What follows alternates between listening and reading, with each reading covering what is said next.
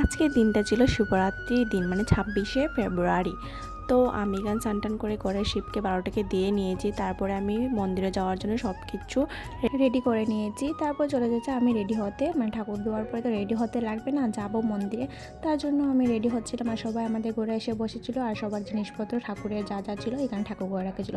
তো আমি রেডি হয়ে ঠাকুর ঘর থেকে যার যার জিনিসপত্র দিচ্ছিলাম। এখন আমরা মন্দিরে যাব। আর একটু কমেন্ট করে বলবে তো আমাকে কীরকম লাগছে, ভালো লাগছে না খারাপ লাগছে এই ড্রেস আপে, তোমরা বলবে। আর এটা কোন জায়গার ড্রেস, মানে মেঘলাটা কোন জায়গায়, এটা তোমরা একটু কমেন্ট করে বলবে, দেখি তোমরা কি পারো কি না। যাই হোক, তো আমরা এখন যার যা সবাইকে দিয়ে নিচ্ছি, ওখানে আমরা বেরিয়ে পড়ে যাব। দেখতে পাচ্ছ থালি ঠাকুরকে ডাকে টেকে ওখানে আমরা বেরিয়ে পড়বো। আর বেরিয়েও পড়েছি, আরও আমার বান্ধবীরা আসছে। তো দেখো এসেও গেছে তারা। আর আমি এখন দিদাকে টাটা করে চলে যাবো। টাটা দিদা, তুমি থাকো, আমরা যাই। আর আমরা সবাই মিলে যাচ্ছিলাম, এত যে মজা হয়েছিল মানে কি বলবো। আমরা মেলাতে ঢুকেছি, তোমরা দেখতে পাবে।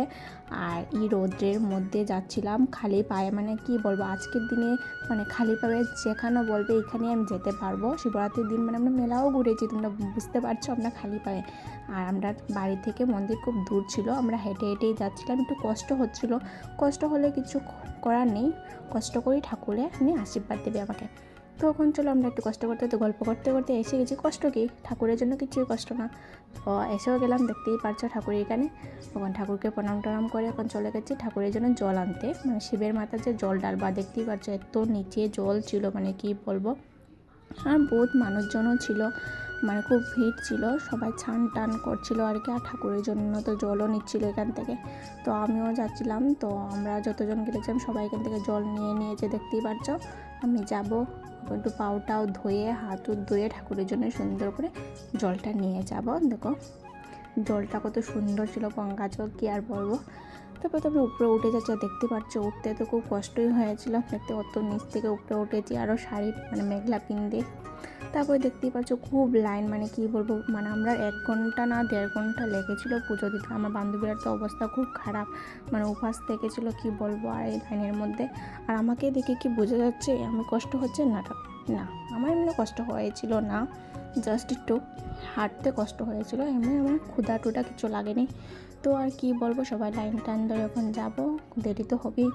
আর দেখতে পাচ্ছ বহুত মানুষ ছিল, ভিড়। তো প্রায় আমরা ঠাকুরের সামনে এসেও গেছি, এখন ঠাকুরকে পুজো দিব।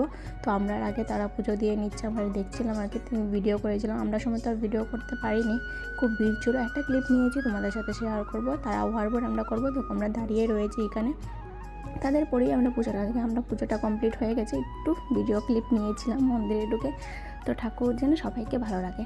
তারপর ঠাকুরকে এখানে তো পুজো টুজো দিয়ে এখন মমধূপকাঠি জ্বালানোর জন্য এসে চলে বাইরে।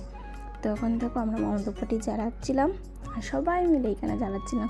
আর কী যে ভালো লাগছে, শিবরাত্রিটা সত্যি খুব, মানে মেয়েদের জন্য তো খুব স্পেশাল একটা, মানে বলতে পারো পুজো। আমার তো খুব ভালো লাগে।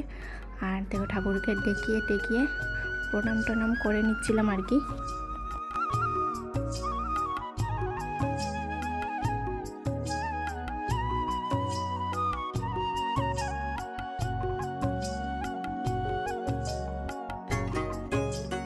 তো আমরা তো ছিলাম উপাস, তো এখানে ঠাকুরের প্রসাদ দিয়েছিল, আমরা এখন বসে বসে খাবো, দেখতেই পাচ্ছ সবাই উপাস থেকে গেছে। আমিও একটা নিয়ে নিয়েছি আপেল, ঠাকুরের প্রসাদ এখন খাবো।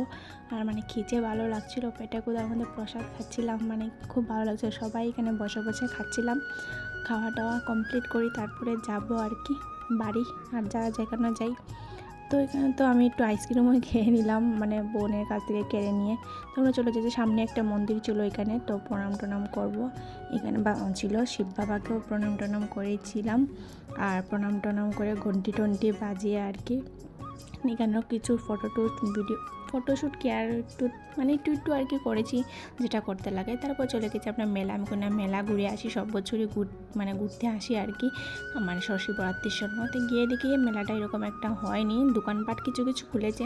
যাই হোক, দিনের বেলা রাত্রে হয়তো মানে চকরি টকরি চলে, তো আমি তো জানি না।